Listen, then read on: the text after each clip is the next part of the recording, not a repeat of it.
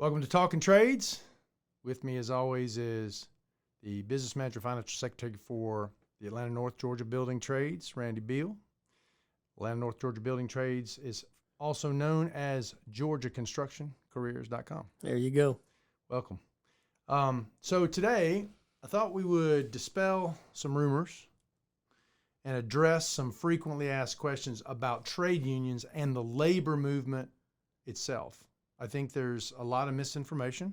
And I feel like, the best way to handle that is to, tell the truth and talk about questions that people frequently ask us on job sites, when we're trying to organize, when I'm putting together websites, whatever it is. Why do I work with labor? Why am I a union member, et cetera? You mean we have rumors and misguided information in the labor movement? Yeah. Imagine that. Yeah. So I compiled some of those, and I'm going to fire away at you. All right. And let you sift through it and see where it takes us. Sounds good. Okay. So the first one I have is many of our members have traditional family values. How can we encourage them to vote for the interests of working people without feeling like they're compromising their ideals and morals? It's a good question. I would first say that I think a majority of all of our members, if not all of our members, have what they believe are traditional family values. That doesn't make us unique as individuals. I, too, have traditional family values. I'm ordained. So I think, my history, my past, my future all is, hinged around my personal relationship spiritually with Christ, and also the fact that I have to balance that with labor issues and people that I might elect, right? So how do we do that? Well, one, we got to know that, first of all, it's not a party issue. We need to be, and I just had a conversation with one of our members. I'll leave the union out of it. And what I talked about is do you even know how your representative votes? Mm-hmm. And their representative was a Republican. Mine is a Republican. But I take the time to look at how they vote on issues that are important to me. Now, when I say important to me, that goes beyond my traditional family values, right? So, let me say it this way. If I can't make a living under a union, if I can't enjoy the benefits of a collective bargaining agreement, there's a lot of things I can't get done. First of all, I can't feed my family, can't have a roof over my head, and, I can't argue effectively or give money to causes that I want to give money to if I'm not making money. So, I think there comes a difficult time when everybody has to decide on certain issues, not every issue, certain issues, how they're going to vote. But if you don't know how your person votes, it doesn't matter. Mm-hmm. But I think it's a tough thing because people think it's got to be one way or the other, and it doesn't. I agree. Yeah. I think social media has really clouded that issue too. I don't think people really look into it. I think they see tropes on social media and it divides them, and there's yammering back and forth. And it's polarizing. Yeah. I've got a friend of mine that just recently, and he's a same trade as I'm in, sheet metal workers, and I asked him, does he know who his rep is? He said no. I said, do you know who your state rep is? No. Do you know who your state senator is? No. Do you know who your congressional? No. Well, how do you know who to vote for? I just vote for the R. Yeah. And I'm like, man, that's so uneducated. Now, look, if you do the research and you still vote that way, good for you, right? If you do your research and vote Dem, good for you, whatever. But to do no research and just vote for an R or a D, yeah, and that's, in my opinion, is foolish. Yeah, agreed. We should look at how people vote. By the way, not only look at how they vote, look at when they take a pass. Because sometimes when they take a pass is just as telling as when they vote. Yeah. Yeah, and who supports them, Absolutely. Who's paying the, let's face it, man, politicians follow the money. Followthemoney.org is a great place to go to see, where people are getting the money. I'll give you, for instance, so we have a big project here, and we talked about it, Rivian. $5 billion plant that, the state of Georgia gave tax incentives and yada, yada, yada. Well, part of that was the civil work, which is the moving the dirt work. right? Dirt work was kept under the purview of the state of Georgia. So the state of Georgia is essentially the general contractor when it comes to the dirt work. So right now there's boo-koodles of equipment out there, heavy equipment, no general contractor because that was let by the state of Georgia. Now that went to a company called Plateau. And if you go do some looking, you'll see Plateau gives a lot of money to the Republican Party of Georgia. And they gave a little bit of money, strategically. They don't give a ton of money directly to the governor.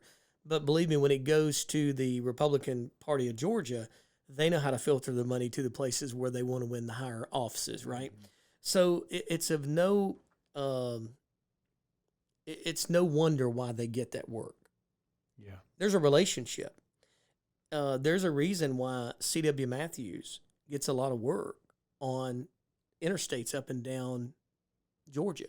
Yeah. They're good at it. I'm not saying they're not good at what they do, but they also have a relationship, Yeah. So I've been asked, why didn't we get the dirt work out there? That's why we didn't. Yeah. And now it's not that we haven't tried to procure a relationship with our governor. I have asked on 6 occasions to sit down and talk because I think we have more in common than we have in disagreement. Yeah. I really believe that. But if we can't engage in a conversation about the 1 or 2 things we disagree on, which would be union labor, Right. that's what we disagree on. How do we ever come to work things out? But we don't disagree on the importance of the middle class. If we don't have a middle class, if we don't have a way for people to ascend from any background, I mean, one of the things I love about this work is you can come from any background, any race, creed, anything, and you can come to us, and we will put you in an apprenticeship with a proven track, with guaranteed pay raises. That you can, if you strap your boots and ready to learn and ready to work, you can make a darn good living. Yeah, and now labor doesn't disagree with that route. I'm not sure the governor agrees with that route. Tell me more Again, about that. well, he won't meet with us. I mean, so how can I say that he agrees with us if he won't even take a meeting with us? Now, he'll talk a lot about apprenticeships, but what he's talking about is in the technical college system. And sometimes, and I sit on a lot of boards, I'm appointed by the governor to a board. So isn't that odd? I can't get a meeting, but he appointed me to a board. I think that's kind of funny. But but the truth behind that is the federal government on the workforce development boards say you have to have 2 labor people on the board. So it's not like he sought us out to be on that board. Right. We have to be on the board. 2 seats. 2 out of 40, I guess, isn't bad. Well, it gives us a lot of voting power. That's me being funny because obviously we don't have a big say in that room. Yeah. But anyway, if they would just meet and talk about it, I'm not sure though. What I was talking about was the middle class. I'm not so sure that we have the same opinion of how to get there. I don't think for 1 minute. I had a friend of mine recently tell me, and he's in the union, that he believes Joe Biden is the devil and he hates America. And I said, I don't think that's true. I don't think a Republican hates America. I think they have a different opinion of how things ought to run. Yeah. I don't think Governor Kemp hates middle-class workers or people that are trying to improve themselves. I think he has a different philosophy on how we get there. I think our track record has proven we know how to get there. Right. I'm not sure his track record has any proof yet. Right. So, I don't know why they act like they developed apprenticeships sometimes on these boards. They talk about them like they just got invented. IBEW has been doing it for 100 years. Right. Sheet metal's been doing it for 100 years. You don't need to invent the wheel. The wheel's already there. We can make it better. We can make it roll better, especially if everybody got together, right? Yeah. But, they act like they invented it. And honestly, a lot of these programs that they designed has just been, I hate to say fake apprenticeships. Yeah. But I don't need an apprenticeship to teach somebody to be a greeter at Walmart. Yeah, you talking about like the IRAPs and all that stuff that came around for a minute, where they were teaching them kind of specific tasks instead of kind of crafting a Yeah, not just that, but on these workforce development boards that's under the technical college system of Georgia, I mean, literally, and I use the Walmart as an example, but real life scenario. We had a company that came to one of the boards I was on that wanted like $12,000 to train somebody to be a welder. Mm-hmm. Okay, all right, maybe that's possible. And then they said the amount of hours they were going to train. It was like 60 hours. And I'm like, you barely learn how to strike an arc in 60 hours. There's no substitute for the on-the-job training. 100%. And so, I voted no for that. I'll tell you something else that and it still passed, by the way, but that the company doing that training was who was profiting. All they were doing was giving people a false hope that they were a welder, so to speak, but they couldn't pass a certification if they tried.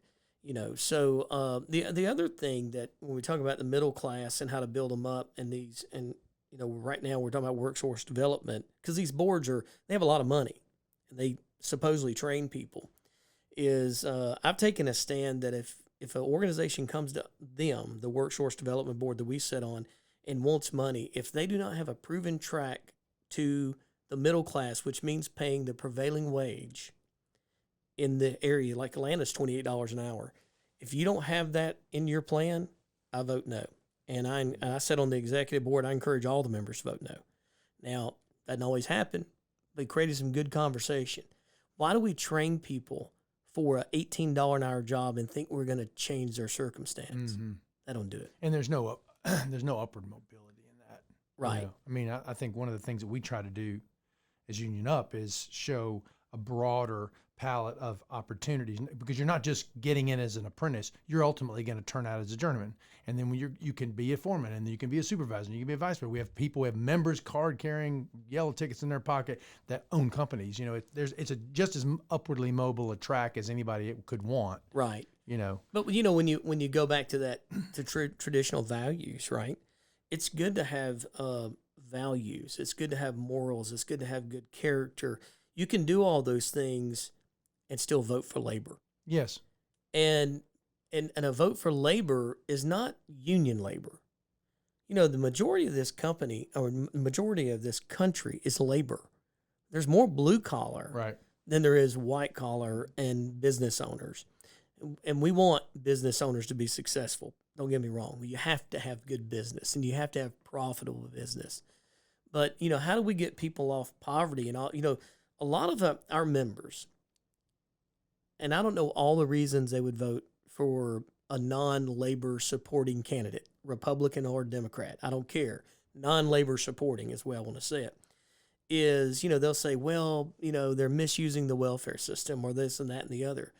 Well, if you don't create a pathway for them people to make good money, they're always going to be on welfare. Right. They're always going to be on your tax dollar. Mm-hmm. That's one thing I love about our academy that we run here.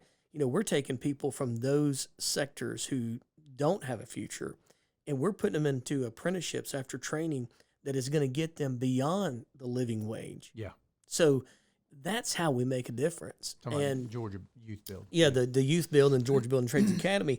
And listen, that's legislation. The Youth Build program was brought on by a Democrat. I can't change that. Right. I can't say it was not if it wasn't. Right. So, of course I'm going to support those people that support those kind of programs because those make a difference. Yeah. So that kind of dovetails into my second frequently asked question about the approval of unions. We're experiencing at least public opinion wise, good times for people. So my next question to you is the Gallup public opinion polls on union favorability in the United States have gone from 48% approval in 2011, which is not that long ago, to over 71% approval in 2022. Why do you think that is? There would be no need for unions if employers treated their people exemplary and paid them good wages and good benefits. Mm-hmm. Tells me they're not doing that. Right. And the other thing I would say that it tells me is that people are seeing the value in unions. Mm-hmm. Now, we take it for granted. Building trades people in particular take it for granted because our our mainstay every day of the, go to work guy, right, and gal, they don't miss a lot of work. So they don't, I hate to say they don't see the value, but a lot of them even think, well, I can do the same thing if I was working non-union. Yeah. And a very small percentage could be the top echelon of a non-union company, but everybody else is going to get paid less wages, right? Less benefits. So I think that as workers it's not about necessarily being mistreated, but spoke to a guy the other day, worked for a company, worked there for 6 years, been promised raise. Of course, the company always conveniently comes back and says, hey, that $1 I was going to give you, we can't give it to you. It's got to be a quarter. Well, people get tired of that. Yeah. And so I think, and I think there's also a movement in the younger generation. I agree with that. That social media has kind of done this as well. If it's a cause or there's something behind it, yeah, they want to be a part of it. They want to be a part of something greater than themselves. I have 3 young people in my house, and I know that just organically. Not to mention the fact that we talk to lots of the AMPed program, the apprentices program in IBEW Local 613. Yeah, I mean, you can see that, and it doesn't surprise me. Yeah, I think on that, Rut, the young people, and I'm talking about up till about 30. Yeah. Well, that age group from 30 to probably close to my age 50, which is a 2 decades worth of people, I think they got into a place where they didn't think they needed unions. Mm-hmm. And there was so much out there for them. Well, first of all, we pushed a lot of kids to college in that group. That blue collar wasn't the way to go. You couldn't make no money, which were all lies. Well, we pushed them to college at the expense of, you have to go. And if you have to take out $150,000 in loans to go there, well, then so be it. Well, that's right. That's a bad proposition. And you know what? That honestly started with the mom and daddy. Yeah. Because mom and daddy wasn't really necessarily going to be proud of them unless they went to college. Everybody wants to brag about, oh, my kid went to Alabama or wherever, Yeah, the universities aren't doing us any favors either. They keep jacking the, with the guaranteed student loans and stuff. They saw that as a gold mine. And, they're not doing us any favors. And don't get me wrong, I'm not against higher education. Our son has a PhD. But that's the kind of people that need to go to college. Right. You don't need to necessarily go to college to work at 99% of the place. And I think employers have added to it. My wife works for the state of Georgia, and a lot of their entry-level jobs, you got to have a degree. Right. You don't need a degree. Yeah. You just need to want to do it, right? So anyway, I think what's moving that Gallup poll is the younger generation. Yeah, agreed. So if unions are experiencing such a surge in favorability, why haven't more employees of companies voted to institute a union in their place of work? Fear. I think it's fear. The companies do a great job when they want to fight a union. Yeah. They do a great job of making you afraid. I've been around a little while in the union organization as far as leadership goes. I came on staff in 2001, so talking with about 22 years of experience when I say this. I believe there's a point in where an employer gets an employee to what I call slave labor wage. And that is around $17 to $20. Maybe now you could say it's between $18 and $23. But once I get you to that level, and then a couple of things happen. One, you get married, you have a kid. You buy a house or a car, whatever, or both. And you're really spending all your income. Well, to get into most apprenticeships, if you're going to go that route, you can't back up to go forward. Think about that. You can't back. If you're that person and you got a wife and you got a mortgage and you got a car note and you're making $20 an hour, I can't back up to 16 to start the apprenticeship to get to 35. Right. That's why I call it slave labor. I've got you at a point where you can't go anywhere. Mm-hmm. You're stuck. Yeah. So now I can string you along. You can't sacrifice the short term for the long term because you can't afford it. You're in that box. And the other thing when you're talking about workplace, why don't they vote it in? One, I think that people, number one, aren't educated on how it works. And that's our fault. Even when we're in an organizing campaign, I don't think we do a good job of explaining how it works. But the companies do a good job in saying, if you vote for the union, we're going to, shut the doors and all that. And all those things are against the law, by the way. Right. They do them anyway. Well, they do it They anyway. bring third-party They know how to companies do it. in. And, But here's the thing. If I told you, and let's just assume you're a card-carrying member, but let's assume a minute you're non-union, and I told you, hey, look, you have nothing to lose by voting for the right to have a union.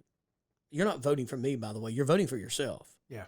Because I'm not the union. The people are the union. So your first question should be, what do you mean I have nothing to lose? Well, here's the process. You vote in a union. You're the union. We negotiate on your behalf a contract. We have 1 year to get that contract done. That's what the law says. We need to bring a contract to the table within 1 year, or you can vote to desert us, meaning we're no longer in play. Yeah. We're gone. So in sheet metal union, I think most of them are this way. We're not going to take any dues money from you at all until we get that first agreement. Right. So we're going to work for free, and we're going to bring you a contract. You're going to decide if that contract's good enough. Right. If you vote no, we go try to get another one. If the year clock runs out, then you just vote us down the road. All you can do is desert us. Same way you voted us in, you vote us out. Right. You've spent no money. You might even got a raise from the company because you voted us in, right? Or right before you voted us in, you probably got a raise. But essentially, you've cost you nothing. And it's all on us to do all of it, right? But I think fear is the greatest motivator for people not pursuing, and lack of knowledge of how it works. So this dovetails into my next question, but so a lot of companies, Starbucks and Amazon are the more prominent ones, but they purport to stand for social justice and working class issues, yet when the employees make an effort to unionize, these same companies vehemently thwart any effort for their employees to do so. Why do you think that is? First of all, I don't think they have a mirror, because they should be looking at themselves in the mirror when they make statements like that. So, I mean, Starbucks built their brand on social consciousness, et cetera. Yeah, they don't have a mirror, because there's no way you can look at yourself in the mirror and say, I'm for this social justice movement, but no, you can't have the chance to collectively bargain. Yeah. So, people pick and choose, I guess, what they want. But, I mean, there's been a lot on social media about Starbucks throwing away millions and millions of dollars in food. Those display cases that, all those get cleaned out every night, throw away. They open new packages the next morning and fill them up again. They throw away enough money in food.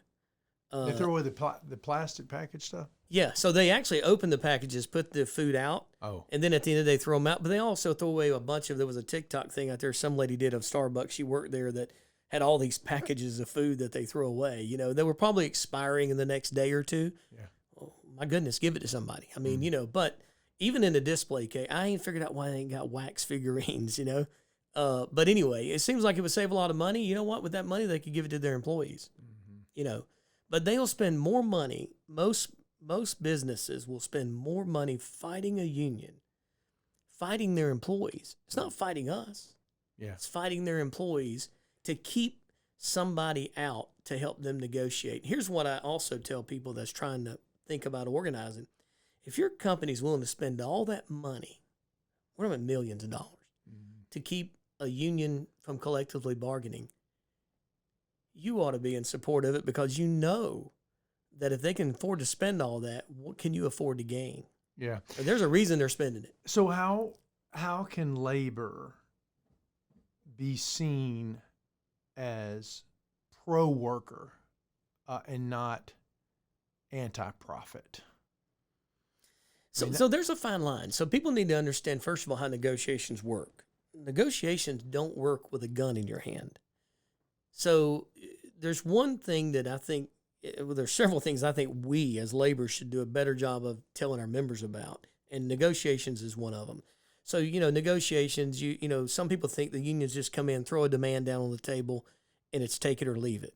That ain't how it works. Mm-hmm. By the way, the NLRB, the labor laws National Labor Relations Board. Yeah. Yep. They say the rules are this. Let's say you're the employer and I'm representing the union.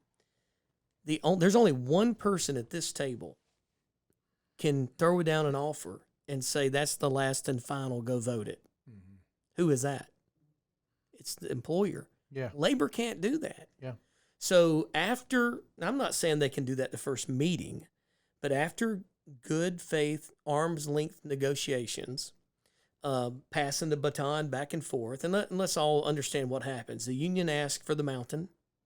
The employer always starts in the cellar, and you're going to meet somewhere. I always considered a win in our negotiations that if, we were at 10 and they were at 0, anything above 5 would be a win for us because, middle would be 5. So anything more than 5 is a win for us. Anything below 5 would be a win for them. That's the way I always looked at it. It's simplistic, but that's the way I looked at it. It's negotiations. Yeah. It's negotiations. But at any point after good faith, and nobody says good faith has to be 20 meetings. It may be the third meeting.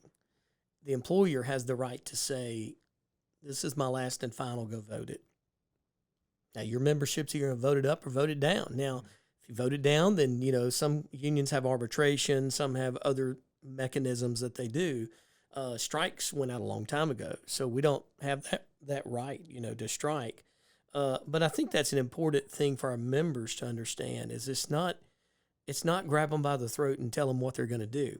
So just by that alone, that the way negotiations really work, I think it's incumbent upon the employer to know when it's time to stop negotiation. The union's job is to go get all we can. Right. The employer's got to know when it's got out of hand. And I believe there are points where you can cut yourself out of the market. You got to be careful.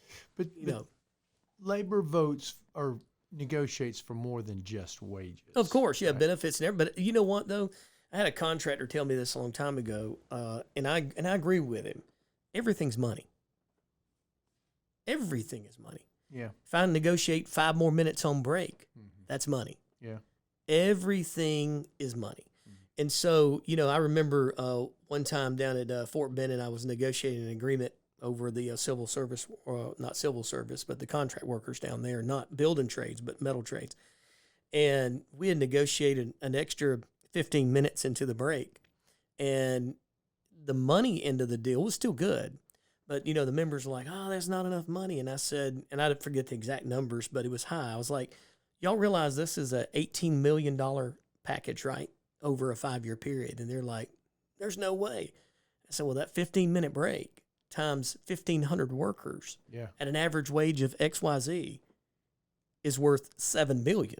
I mean, and so we don't look at it that way as labor. We look at money's money and everything else isn't money. Everything is money. Yeah. Everything. Down to if they're putting the tools out there and you don't have to buy tools, that's money. Everything. Yeah. So my last question, I feel like we should probably do a part 2 of this. Okay. My last question is going to be take some explaining, I think. Why do labor unions always vote Democrat? So let's table that for a part 2 podcast, and we'll come back and address that.